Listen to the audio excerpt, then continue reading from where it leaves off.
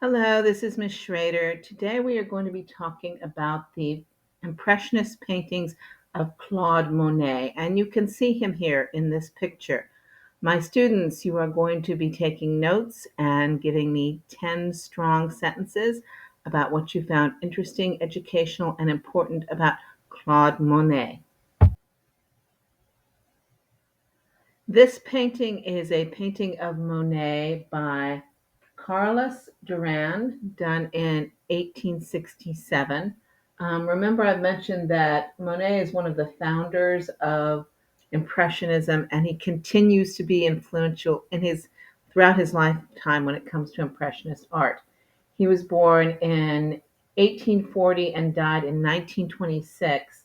So he's 86 years old when he died, so he had a very long life in Impressionist art.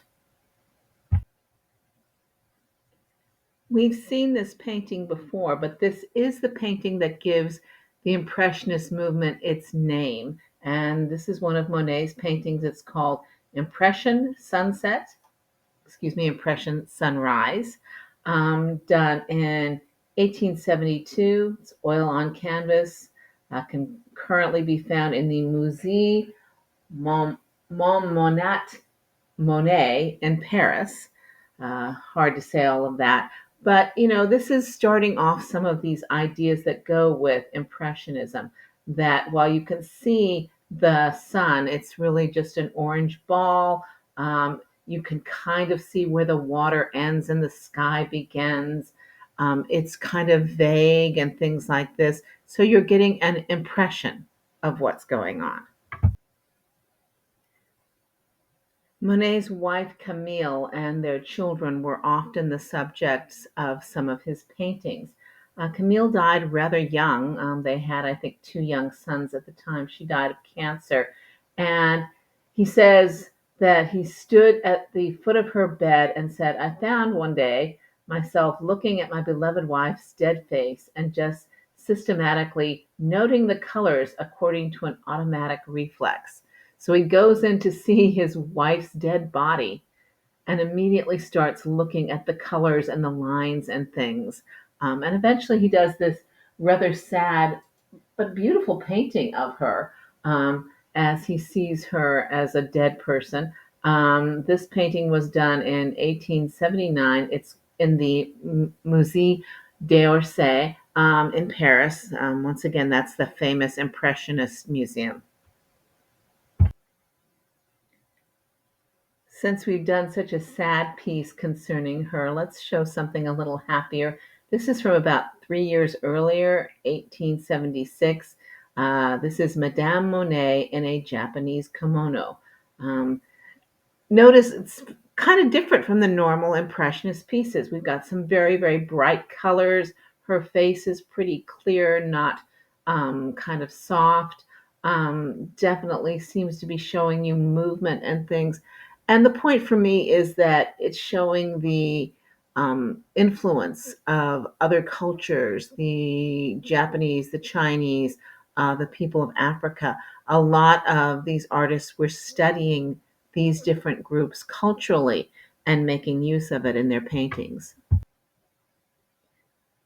Monet did remarry, and in 1883, he and his family rented a house and gardens in Giverny, which is sort of a country place. And he became obsessed with painting water lilies. He just loved painting water lilies. And this particular painting is showing water lilies and a Japanese bridge. It's from 1897 to 1899. As you look at it, aside from the bridge, one on the water, you can see that the water is basically overloaded with water lilies. You can see that there's a huge amount of green throughout this. In fact, if you're looking, aside from the color of the water lilies, basically everything in this picture is done in green.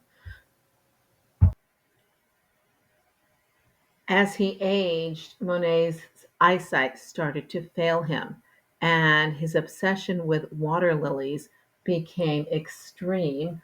The painting you're looking at is one of his last pieces, done in 1919, La Bassine aux Nymphes. Um, so one of his last pieces concerning water lilies. Once again, if his eyesight is failing, it probably would have been easier for him to focus on circular shapes like the ones you see for the lilies. You'll notice sort of the reflection of water sort of coming down the middle with little bits of purple in there. Then you can see the circles that are the lilies in green with the little flowers on it. This piece is now in um, a museum in the United States. So, with his eyesight failing, Monet started painting in a place called Les Orangeries, a greenhouse on the property where he's living, which was built to grow oranges. And he is painting these long canvases of water lilies, really, really long ones. Um, After his death, they moved these canvases to Paris, to some place called the Musée de l'Orangerie, and they have them on display there. You can go and see them, and they're just stretched out along these long curving walls so that you can see these huge pieces of canvas. What you're looking at right now is two of the 8 panels of this. And this is one of the more famous pieces from this display at Le Muséum de los Angeles. This is called The Water Lilies and the Clouds. This was painted between 1920 and 1926. And if you look at it to the sides, you can see the water lilies, but you can also see the clouds being reflected on the water.